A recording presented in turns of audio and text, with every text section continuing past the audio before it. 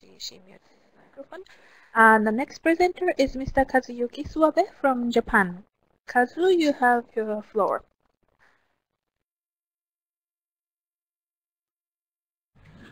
Okay, thank you very much, Masami. And my name is Kazuki Suwabe from Japanese Ministry of Agriculture.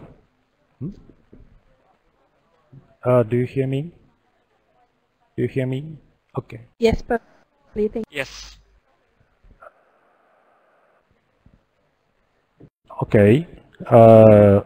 My name is Kazuki Suwabe from Japanese Ministry of Agriculture.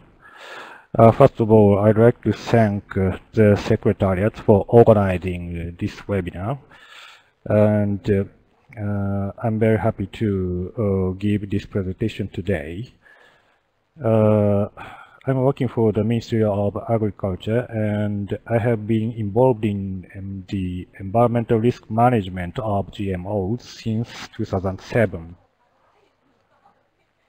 Listening to the explanation about the outcome of the e-discussion session from Masami previously, I understand that we Japan had a quite unique system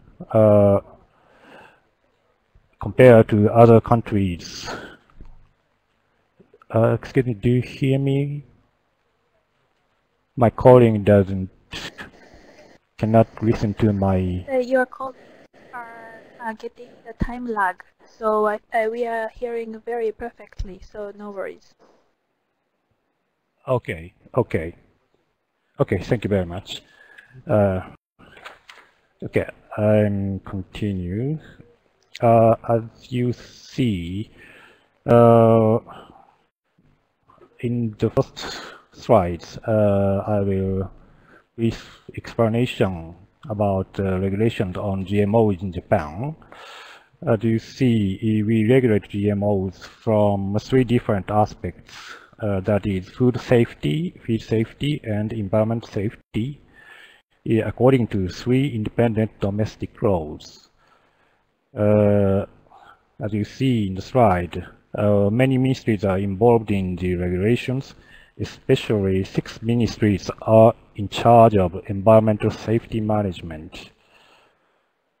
And our ministerial announcements requests 6 ministries for the environmental safety to take into account consistency with decisions on food and feed safety of GMO.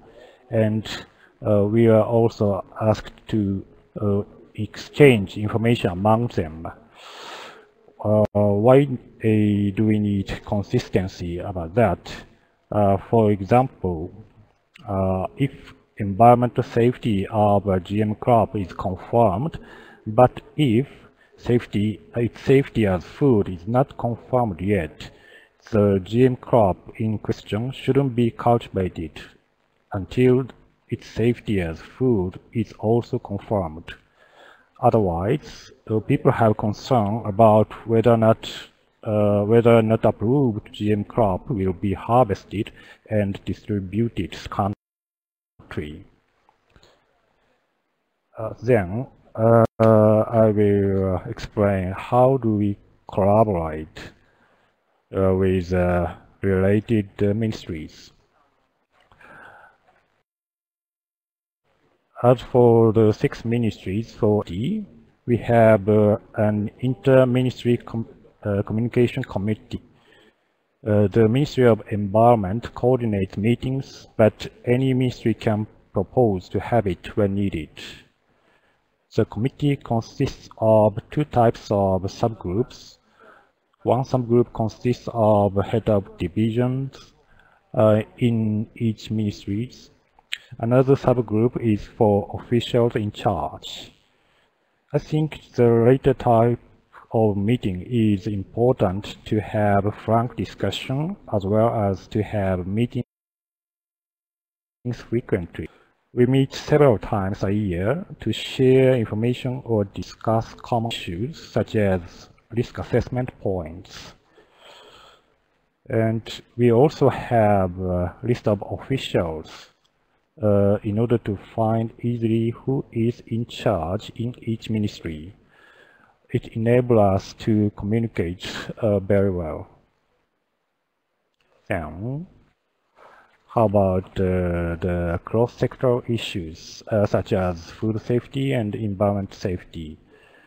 As you may remember, food safety is dealt by the Ministry of Health, but environmental safety, for example, GM crops, is handled by the Ministry of Agriculture and Ministry of Environment.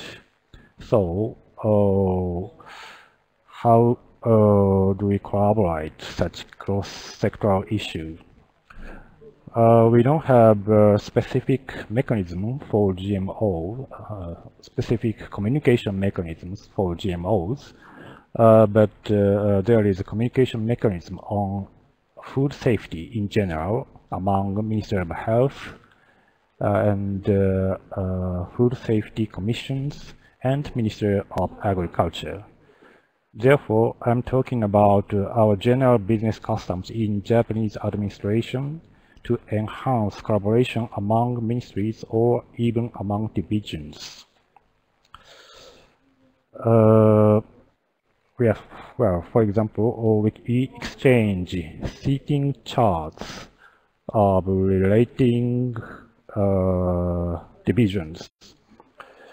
It includes names, phone numbers, office numbers, and seat arrangements to find easily who is in charge in those ministries. Thanks to this, we can contact officials when necessary. And as I explained earlier, we are supposed to take into account consistency. So we need, for example, we need to know date of approval for each safety aspects. And here I'd like to stress the importance of the smooth communication, especially when we have to deal with problems or difficult situations such as LLP. We need to tackle them together with all related ministries. Then, what lessons learned and challenges we are facing? In Japan, governmental official moves every few years. Therefore, we need to keep the list updated regularly. And we also need to meet in person from time to time to know each other well. I have two ideas for possible roles of international organizations. The first one, obviously, it can contribute to update the list. And as for the second one, I'm interested in and happy to know experiences or stories in other countries to have better communication system. In my sense, improvement of interagency communication is one of the major challenges in bureaucracy in each country, regardless of topics. In that sense, mindset or understanding why we need interagency collaboration is important, no matter what kind of mechanism is in place. And that concludes my presentation. Thank you all for listening. Thank you so much, Kazu, for your very nice